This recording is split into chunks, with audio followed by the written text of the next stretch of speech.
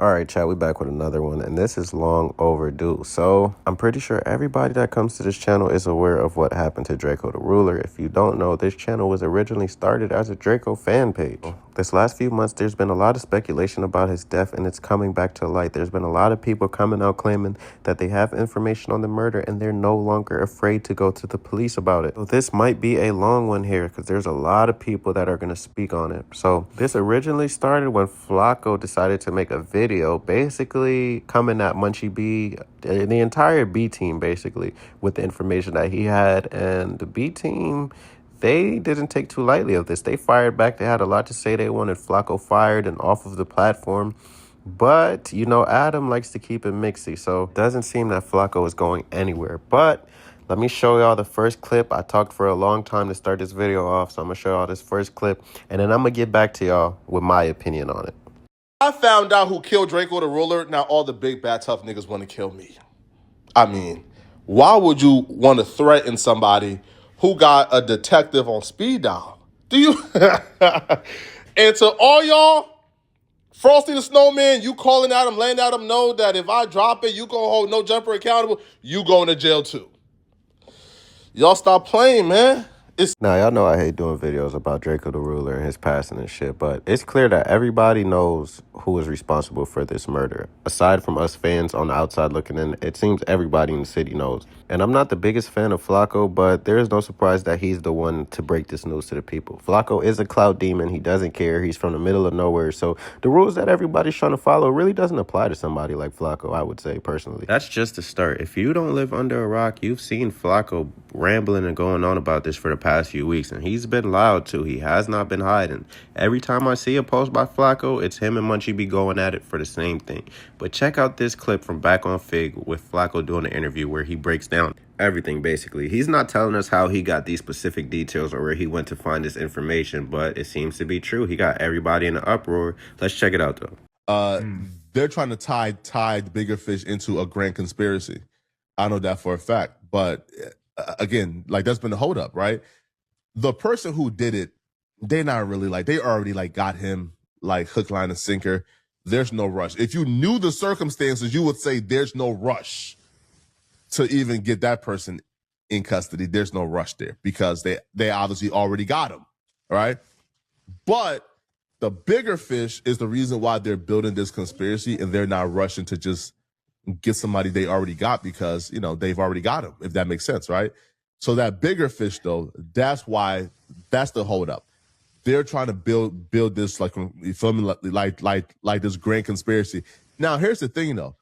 When I put out what I said, people and how they were reacting, there was not a street dude in LA that was shocked, right? Because niggas was coming to me like, oh man, hey man, you about to say it? Hey man, we want to see this. Because this is an open secret. The person who did it has been openly bragging about it, right? You know, like they claim this as a trophy, right? This is not no shocker for them, right? Like, you know, like we all like already know who did it. But fortunately for them, I didn't know sooner, right? My source came from the actual police. And then once I got my source, I had to cross-identify and figure out what's going on. And then I got the full story. All right. But I know for a fact 100% who murdered that person. I know for a fact. Without a shadow of a doubt, 100%. 100% I know who murdered that person. All right. I know who did it. I know for a fact why the police have not made an arrest yet. And people, for some reason, man, are upset about it. I'm like, hold on. Why do we want murderers to run free?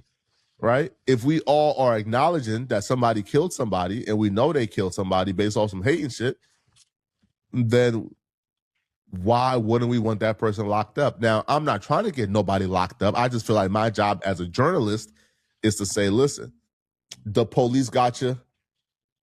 Here's the paperwork where they got you. I'm just giving the information the police got.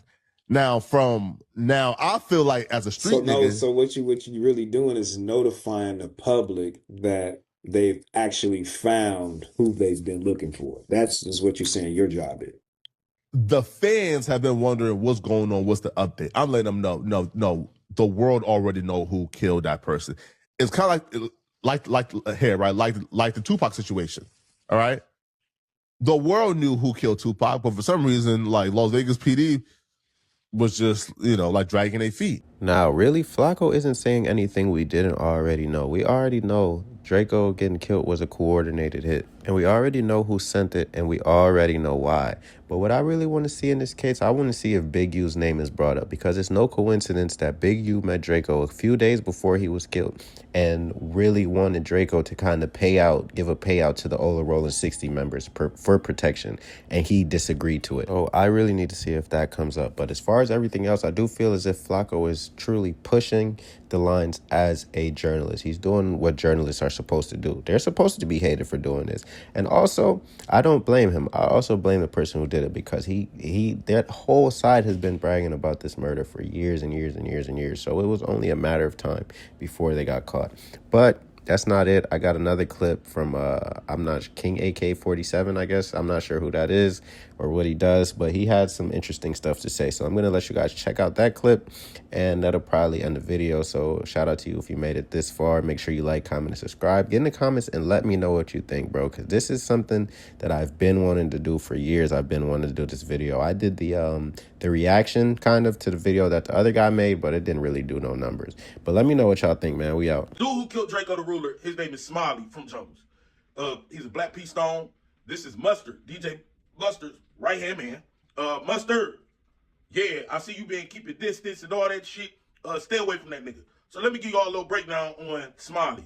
So Smiley was actually sentenced to life in prison before. And he also, was convicted of a murder. He beat it. The nigga beat it. And in jail, he was known, for wielding shit and being very good with a certain thing. You see what I'm saying? So if you go back to the video, you're going to see a short, stocky nigga. When you see Ralphie the Plug go up the kick, fake kick, and then he run, don't look at them running. You got to look over there, and you will see Drakeo catching the fade, and he get iced. You see what I'm saying? Well, that's the dude that iced him. Smiley from Jumpers. So, 100% fact stamp. Niggas from out there know. So, it ain't CK Chief, even though he was there. It ain't other dude, even though he was there. This is facts.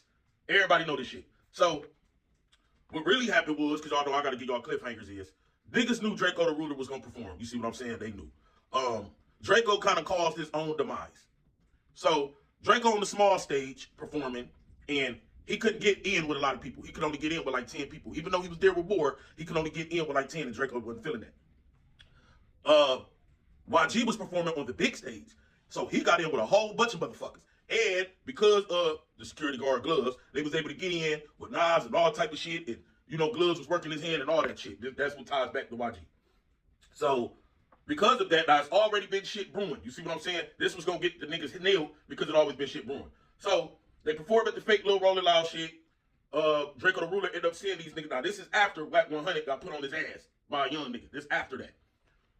Drakeo the Ruler and his homies actually approached these niggas. Yeah, Drakeo the Ruler and his homies actually approached these niggas. So it wasn't no holding Drakeo blood or nothing. But then all hell break loose. Y'all see what y'all see on camera. Drakeo the Ruler loses his life.